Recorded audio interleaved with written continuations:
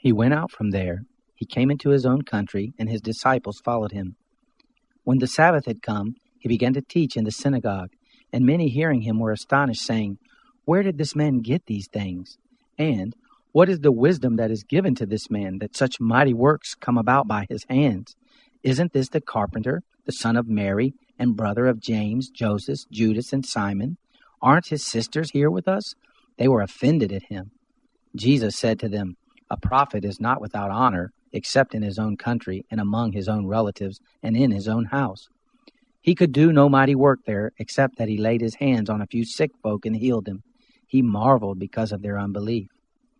He went around the villages teaching. He called to himself the 12, and began to send them out 2 by 2, and he gave them authority over the unclean spirits.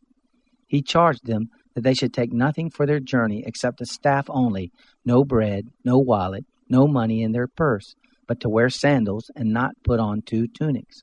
He said to them, "Wherever you enter into a house, stay there until you depart from there. Whoever will not receive you nor hear you, as you depart from there, shake off the dust that is under your feet for a testimony against them.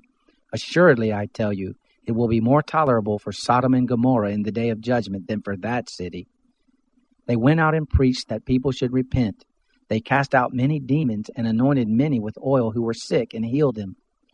King Herod heard this, for his name had become known, and he said, "John the Baptizer has risen from the dead, and therefore these powers are at work in him."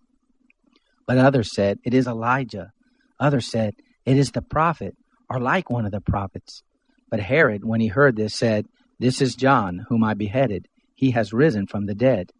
For Herod himself had sent out and arrested John, and bound him in prison for the sake of Herodias, his brother Philip's wife, for he had married her. For John said to Herod, "It is not lawful for you to have your brother's wife." Herodias set herself against him, and desired to kill him, but she couldn't. For Herod feared John, knowing that he was a righteous and holy man, and kept him safe. When he heard him, he did many things, and he heard him gladly. Then a convenient day came, that Herod on his birthday made a supper for his nobles, the high officers, and the chief men of Galilee. When the daughter of Herodias herself came in and danced, she pleased Herod and those sitting with him. The king said to the young lady, "Ask me whatever you want, and I will give it to you." He swore to her, "Whatever you ask of me, I will give it you, up to half of my kingdom." She went out and said to her mother, "What shall I ask?" She said, "The head of John the Baptizer." She came in immediately with haste to the king and asked, "I want you to give me right now the head of John the Baptizer on a platter." The king was exceedingly sorry, but for the sake of his oaths and of his dinner guest, he didn't wish to refuse her. Immediately the king sent out a soldier of his guard and commanded to bring John's head, and he went and beheaded him in the prison, and brought his head on a platter, and gave it to the young lady, and the young lady gave it to her mother.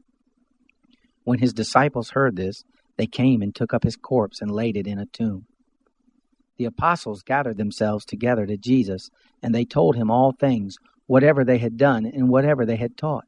He said to them, "You come apart into a deserted place and rest a while." For there were many coming and going, and they had no leisure so much as to eat. They went away in the boat to a desert place by themselves. They saw them going, and many recognized him and ran there on foot from all the cities.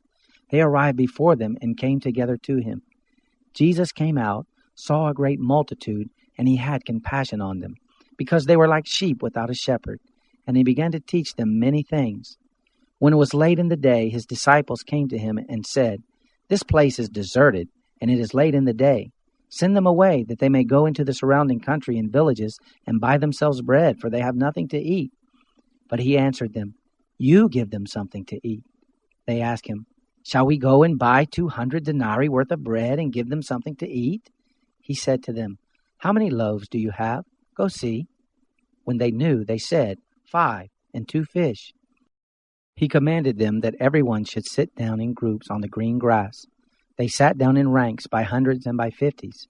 He took the 5 loaves and the 2 fish, and looking up to heaven, he blessed and broke the loaves, and he gave to his disciples to set before them, and he divided the 2 fish among them all. They all ate and were filled. They took up 12 baskets full of broken pieces, and also of the fish. Those who ate the loaves were 5,000 men. Immediately he made his disciples get into the boat, and to go ahead to the other side, to Bethsaida, while he himself sent the multitude away.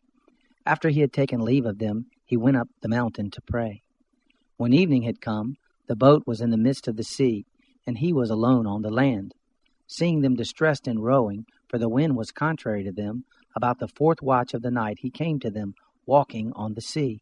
And he would have passed by them, but they, when they saw him walking on the sea, supposed that it was a ghost, and cried out, for they all saw him and were troubled.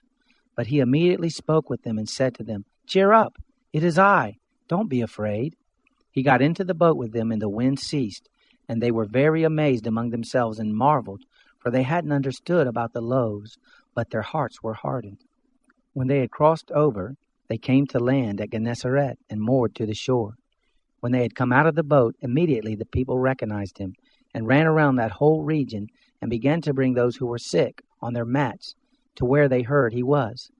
Wherever he entered, into villages or into cities or into the country, they laid the sick in the marketplaces, and begged him that they might touch just the fringe of his garment, and as many as touched him were made well.